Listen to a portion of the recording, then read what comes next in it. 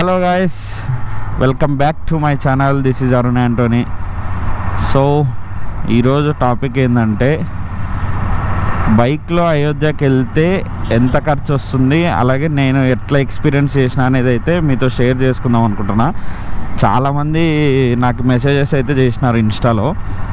So వాళ్ళకంటూ ఒక clarify ఇద్దామని ఈ వీడియోలో ఈ వ్లాగ్ అయితే రికార్డ్ చేస్తున్నాను అనమాట. మెయిన్ బేసిక్గా ఏంటంటే మాకు అసలు మేము ప్లాన్ అయితే ఏం వేసుకోలే. రైడ్కి వెళ్ళేటప్పుడు అయితే ప్లాన్ లేకుండానే వెళ్ళినాము. జస్ట్ కిలోమీటర్స్ చూసుకున్నాము.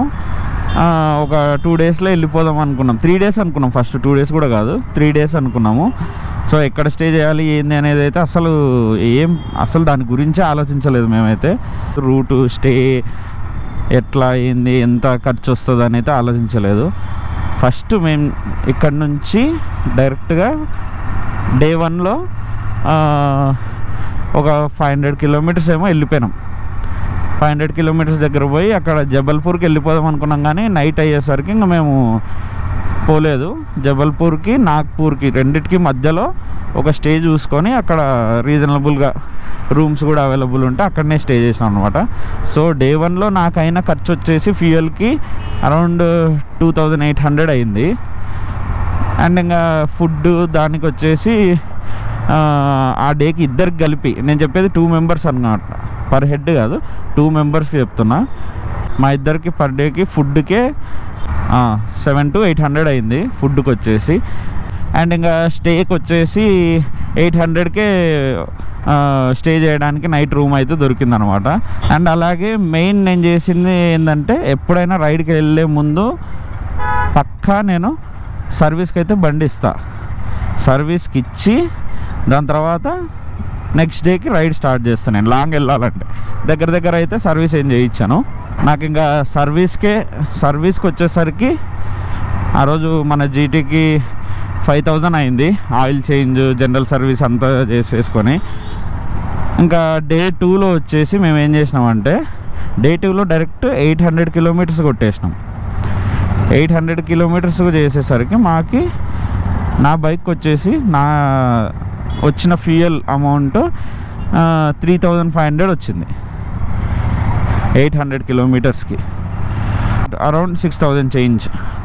ఆ రోజు ఫుడ్ విషయానికి వచ్చేస్తే మాకు ఆ రోజు కొంచెం మేము ఎక్కువ రైడ్ చేసినాం కాబట్టి కొంచెం దగ్గర 1200 దాకా అయింది. 1200 దాకా మాకు ఖర్చులు అవన్నీ అయిపోయినాయి ఫుడ్తో కలిపి. అండ్ ఆ రోజు 800 కిలోమీటర్స్ మేము రైడ్ చేసింది. ఇంకోటి ఏంటంటే, మేము నార్మల్గా 500 లాగానే చేసేసి డే 3కి అయోధ్యకి వెళ్ళిపోదాము అనుకున్నాం. అక్కడ స్టే చేయడానికి కూడా ఉన్నాయి మధ్యలో, ప్రయాగ్రాజ్ సిటీ అవన్నీ చాలా ఉన్నాయి. అక్కడ కూడా స్టేకి రూమ్స్ రీజనబుల్ రేట్స్లోనే ఉన్నాయి. మేమేమైందంటే డైరెక్ట్ అయోధ్యకి వెళ్ళిపోయినాం నైట్ 1కంతా. డే 2లో నేను చెప్పేది ఇదంతా డే 2లో అనమాట. అక్కడ మాకు స్టేకి వచ్చేసి అక్కడ అడిగింది ఆ హోటల్ వాళ్ళు ఒక్క రోజుకి 3500 అడిగినారు. 3500 అడిగినారు. మేము వేరే స్టేట్ నుంచి వచ్చినాం అనేసి ఆ రేట్ చెప్పినారు మాకి. లేదు అది అని కొంచెం అడిగేసరికి వాళ్ళు ఫైనల్గా మాకు 2000కి ఇచ్చేసినారు పర్ డేకి. రూమ్ కూడా బాగుంది, సెక్యూరిటీగా అంతా బాగున్నాయి, ఏది ప్రాబ్లం ఏం లేదు. ఇంకోటి మెయిన్ ఏంటంటే, మేము డే 2లో రైడ్కి వెళ్ళినప్పుడు సేఫా కాదా అనుకుంటే వెళ్ళిపోయినాం అనమాట. అంటే నైట్ టైం కదా, అందులో యూపీ అందరూ ఇప్పుడైతే సేఫ్, మొత్తం అంతా డిపార్ట్మెంట్ కంట్రోల్లోనే ఉంది. సిఆర్పిఎఫ్ వాళ్ళంతా ఉన్నారు అక్కడే.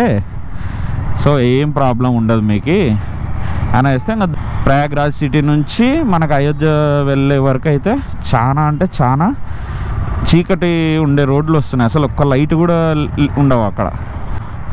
మాకు అక్కడ ఫ్యూయల్కి 6000 చేంజ్, 3500, ఒక 2800.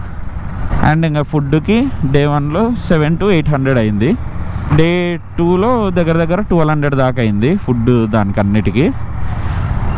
ఇంకా ఫైనల్గా డే 3లో మాకు అయిందంటే ఖర్చు మహా అంటే ఒక 500 అయింటుంది అంతే.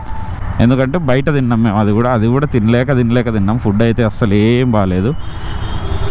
సో రూట్ వచ్చేసి మేము ఎట్లా అనుకున్నామంటే, మన తెలంగాణ హైదరాబాద్ నుంచి నాగ్పూర్ నుంచి జబల్పూర్ నుంచి ప్రయాగ్రాజ్ సిటీ నుంచి డైరెక్ట్ అయోధ్య. సో మేము 3 డేస్ అనుకున్నాం, కానీ 2 డేస్లోనే వెళ్ళిపోయినాము. ఇంకా డే 3లో మాకు అంత ఖర్చులు ఏం కాలేదు. దర్శనం అయిపోయింది. చేసేసుకున్న తర్వాత ఇంకా రూమ్కి వచ్చి కొద్దిసేపు ఫ్రెష్ అయ్యి మళ్ళీ అక్కడ నుంచి మొత్తం అయోధ్య ఉండే ఏరియా మొత్తం అనమాట. ఆ ఏరియా అంతా మేము బైక్లోనే తిరిగినాం. దాని తర్వాత నెక్స్ట్ డే ఏం చేసినామంటే, యాక్చువల్గా అంటే మేము రిటర్న్లో కూడా బైక్లో రావాలి, కాకపోతే మన జీటీకి ఈ రిమ్స్ అనేది బెండ్ అయిపోయినాయి. అది నాకు ఎప్పుడు చెప్పినారు, నేను ఫస్ట్ సర్వీస్ చేసేటప్పుడే చెప్పినారు అనమాట. రిమ్స్ బెండ్ అయినాయి అంటే ఇట్లా నేను రైడ్కి వెళ్తున్నా అంటే ఎంత డిస్టెన్స్ అని అన్నారు.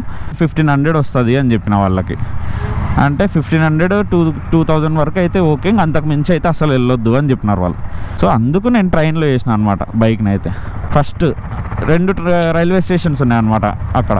ఒకటి వచ్చేసి మామూలుగా ప్యాసింజర్స్ది, అందులో పార్సల్ పాయింట్ అసలు లేదు. ఇంకోటి వచ్చేసి మనకి ఎక్కడ అయోధ్య టెంపుల్ నుంచి దగ్గర దగ్గర 10 కిలోమీటర్స్ వస్తుంది. అక్కడ పోతే అక్కడ ఉంది పార్సల్ పాయింట్. బైక్ అంతా పార్సల్ వేయించి దగ్గరుండి బైక్ వేసినాం. 1700 చేంజ్, 1800కి బైక్ హైదరాబాద్కి వచ్చేస్తుంది. ఇంకా పైన దీన్ని ప్యాకింగ్ చేయడానికి ఏం డ్యామేజ్ కాకుండా దానికి వాళ్ళు 1000 రూపీస్ తీసుకున్నారు. యాక్చువల్గా అంటే హైదరాబాద్లో కానీ మన కర్నూలులో కానీ ఇట్లా పార్సల్ చేస్తే జస్ట్ 300 to 400 తీసుకుంటారు అంతే. మేము ట్రైన్లో వద్దామంటే ట్రైన్కి టికెట్స్ అస్సలు లేవు. దాని ముందే కొంచెం గెస్ట్ చేసి కొంచెం ఫ్లైట్స్ బుక్ చేసుకొని వెళ్ళాం అనమాట. సో అందుకు మాకు ప్రైజెస్ ఒక్కొక్కరికి 3000 చేంజ్ ఏమో పడింది ఫ్లైట్కి, డైరెక్ట్ హైదరాబాద్కి. కనెక్టింగ్ ఫ్లైట్ పడింది ఎక్కడి నుంచి, అయోధ్య నుంచి ముంబైకి, ముంబై నుంచి హైదరాబాద్కి. సో ఇంకా ఫ్లైట్ అయోధ్యలోనే మాకు 2.5 hours డిలే అయిపోయింది.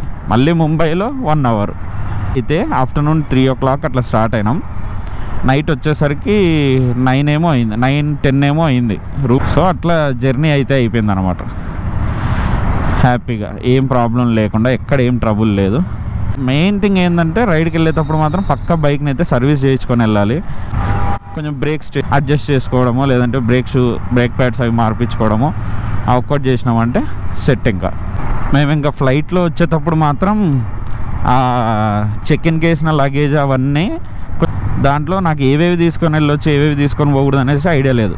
దగ్గర పెట్టుకుంది మాత్రం ఓన్లీ ఎలక్ట్రానిక్స్ ఐటమ్ దగ్గర పెట్టుకోవాలి. పవర్ బ్యాంక్ కానీ లేదా గోప్రో, ఇన్స్టా 360 ఒక్కటి నా దగ్గర పెట్టుకున్నా. మిగతావి మొత్తం నేను చెక్ ఇన్లో వేసేసిన అనమాట. నేను చైన్ స్ప్రే, ఇంకా ఒకటి WD-40 ఆ స్ప్రే ఉండే అనమాట నా దగ్గర. సో అవి అయితే స్ప్రే అయితే అసలు అలౌ చేయమన్నారు, ఎందుకంటే అవి ఫైర్ వస్తాయి కదా, ఏదన్నా లీక్ అయినా ఏదైనా స్ప్రే ఆయిల్ ఐటమ్ టైప్ కాబట్టి అలౌ చెయ్యము అది ఇది అంటే ఇంకా సరే అనేసి అవి అక్కడే వదిలేసిన నేను ఎయిర్పోర్ట్లోనే. అది తెలియదు, లేదంటే నేను కూడా తీసుకొని వెళ్ళకుంటుండే ఇక్కడ నుంచి.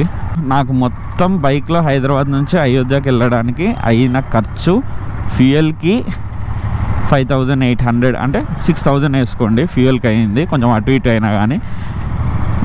ఫుడ్ ఇంకా నార్మల్ అన్నిటికీ నేనున్న 3 daysకి ఒక 2500 కంప్లీట్గా ఫుడ్కి. అంటే ఇద్దరికి చెప్తున్నాను నేను ఇది. ఫుడ్కి అయితే రూమ్ స్టేస్కి వచ్చేసి అది ఒక 5800 అయింది. ఫ్లైట్స్కి 6000 అయింది. సో మొత్తం క్యాలిక్యులేట్ చేస్తే నాకు తెలిసి మొత్తం 19,000 దాకా అవుతుంది అనుకుంటున్నా, అంటే ఇద్దరికి. సో బైక్ మీద దగ్గర దగ్గర ఒక్కరు వెళ్ళినా కూడా అంత అవుతుంది అనుకోండి, అటు ఇటు కొంచెం. ఏమంటే ఇద్దరు కాబట్టి కొంచెం ఫుడ్ దానిపైన ఎక్స్ట్రా ఉంటుంది, ఒక్కరు వెళ్ళినా అంతే. సో అరౌండ్గా బడ్జెట్ 20,000 వేసుకోండి. ఇన్ కేస్ ఏమన్నా బైక్కి ప్రాబ్లం వచ్చినా ఏమొచ్చినా దానికి. నాకైతే ఎటువంటి ప్రాబ్లం అయితే రాలేదు బైక్లో, కానీ పంచర్ ఇష్యూ అట్లాంటిది ఏం కాలేదు. ఏమంటే మనం ప్రెజర్ చూసుకుంటే వెళ్ళిపోతే చాలు, ఎయిర్ ప్రెజర్.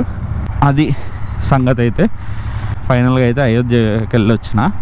నెక్స్ట్ రైడ్ ఎక్కడికి వెళ్ళాలా అనేసి ఇంకా ప్లాన్ చేస్తున్నా, బట్ కన్ఫర్మ్ అయిన తర్వాత చెప్తాం మీకు కూడా ఏదన్నా ప్లేస్ బైక్లో వెళ్ళాలి అది అంటే కింద కామెంట్లో అయితే ఖచ్చితంగా చెప్పండి.